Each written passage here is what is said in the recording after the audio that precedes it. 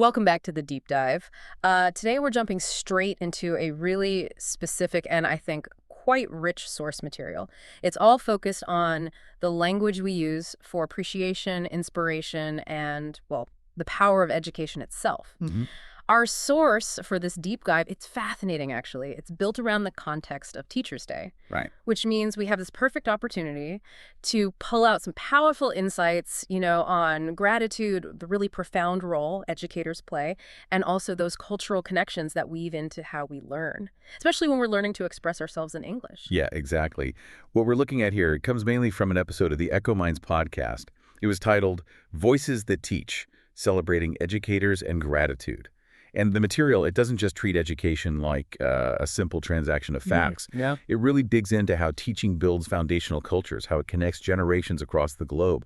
So that gives us a really high standard, to measure an educator's impact by. Okay, let's unpack this right away then, because if you are learning English or maybe just trying to sound a bit more articulate, you really need to be able to convey genuine appreciation, not just generic stuff. Right, moving beyond thank you. Exactly. Moving beyond the simple thank you. The source material promised some practical application right off the bat, and I think that's where we should start. What are the actual words we can use? Precisely.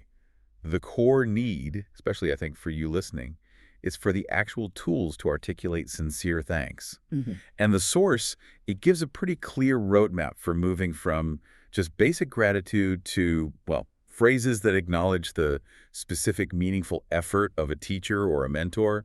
It's all about capturing nuance, really. Okay, so we pulled out a few of these powerful phrases that are designed to express appreciation that really lands, things you can use straight away. Think about replacing, say, thanks for teaching me, with something that shows you recognize their specific influence. Yeah, for instance, instead of just simple thanks, you could try acknowledging their guidance. The source highlighted phrases like, your mentorship was pivotal to my success. Pivotal. I like that. Yeah, that word pivotal, it immediately elevates the meaning, doesn't it? Yeah. This is just a critical turning point, one that they actually helped facilitate. Or maybe you want to emphasize the consistency of their effort. Another great phrase the source suggested was, I value your unwavering commitment to your students.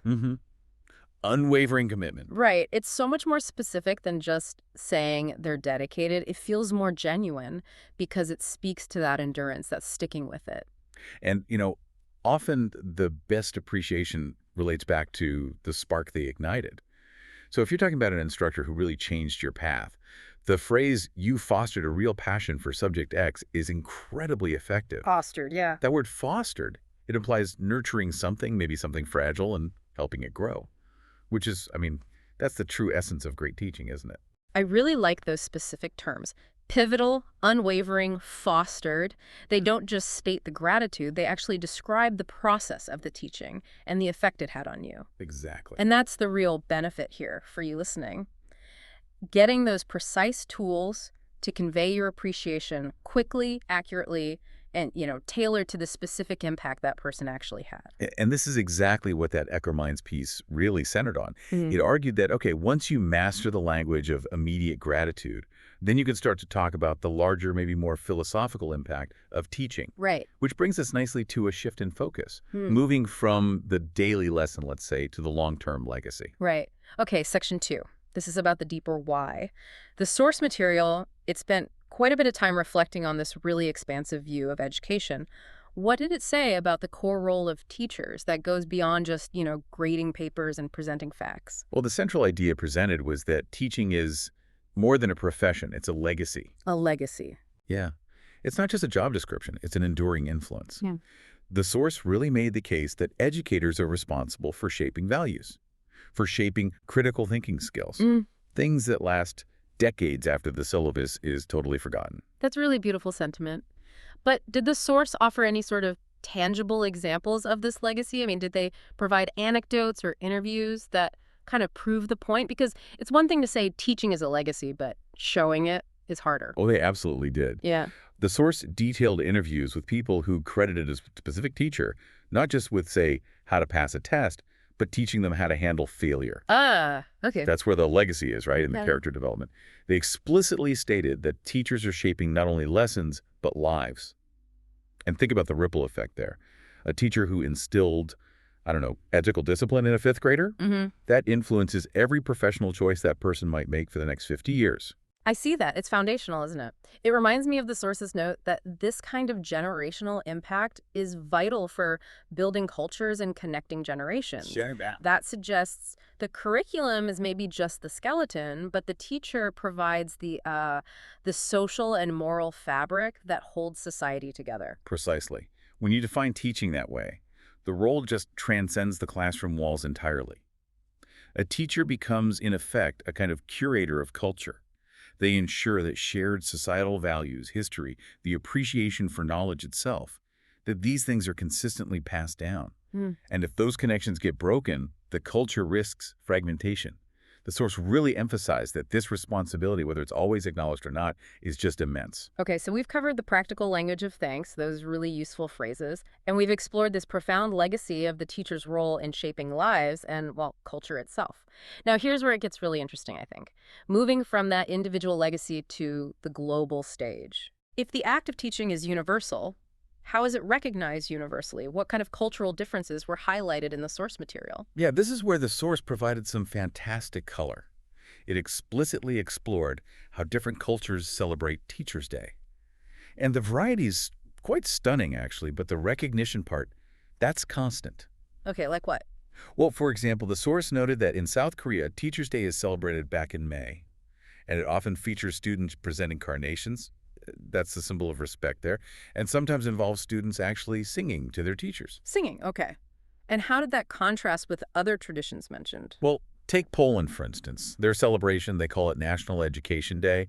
It focuses less on gifts, apparently, and more heavily on things like formal school performances, official recognition, and often it's a day off for the teachers themselves. Ah, interesting difference. Yeah, and the distinction shows that while the respect is clearly global, the expression of that respect is highly localized, which is a really crucial point for anyone communicating internationally, right? Definitely. And tied directly into that global scope is, well, linguistic inspiration. For you listening, especially if you're focused on language acquisition, the source promised sharing inspiring quotes and idioms about teaching and learning. This seems really valuable for anyone working to sound more articulate, more nuanced in English, particularly when you're discussing abstract concepts like, wisdom or knowledge. Absolutely. And one of the most powerful insights the source provided, I thought, was a quote often attributed to Plutarch. "The mind is not a vessel to be filled, but a fire to be kindled." Oh, that's a classic. It is. Yeah. And it perfectly encapsulates that legacy concept we were just discussing. It shifts the focus entirely from just, rote memorization to actual inspiration and critical thought, igniting something. That's an excellent example of using language to convey a whole philosophy, really. And you mentioned earlier the source tags included this concept of cultural English learning. Can you unpack what that means a bit more and how these global idioms relate to it? Sure. Cultural English learning, essentially, means moving past just the purely transactional vocabulary, ordering coffee, checking into a hotel, that sort of thing. Right, the basics. The basics. And instead, diving into the shared expressions, the common knowledge, the idioms that kind of define the collective human experience, or at least large parts of it. So by learning idioms and quotes like that Plutarch example, you're not just learning English words, you're learning the shared value system that English-speaking cultures, and frankly, many global cultures, place on education. So it's about understanding the context behind the words. Exactly. When you use a globally resonant idiom like that, you're connecting to a universal understanding of the importance of learning regardless of geographical borders. It just enriches your communication and, frankly, signals a deeper understanding. That's a perfect synthesis, I think. We've really gone from the practical language you can use today, those specific high-impact phrases we talked about. The pivotal, unwavering, fostered. Right. Then we explored the profound legacy of the teacher's role in society and now connected that back to these global expressions of appreciation and, well, linguistic nuance through idioms and culture. So what does this all mean for you as you reflect on this deep dive? Well, I think it means recognizing that expressing gratitude for education, for teaching, it's a universal, culturally significant act. And the phrases you choose, they matter. Not just for politeness, but because the legacy they acknowledge is truly immense and far-reaching. Okay, now for the final thought and that actual challenge we mentioned.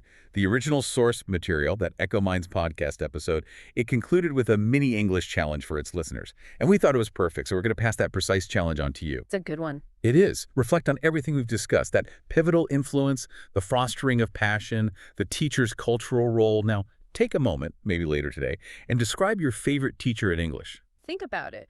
What specific qualities made their legacy stand out to you? And try to use some of those powerful phrases of appreciation we delivered today to really articulate why their influence was pivotal in your life. That's your next step, really, to cement this knowledge and make it your own.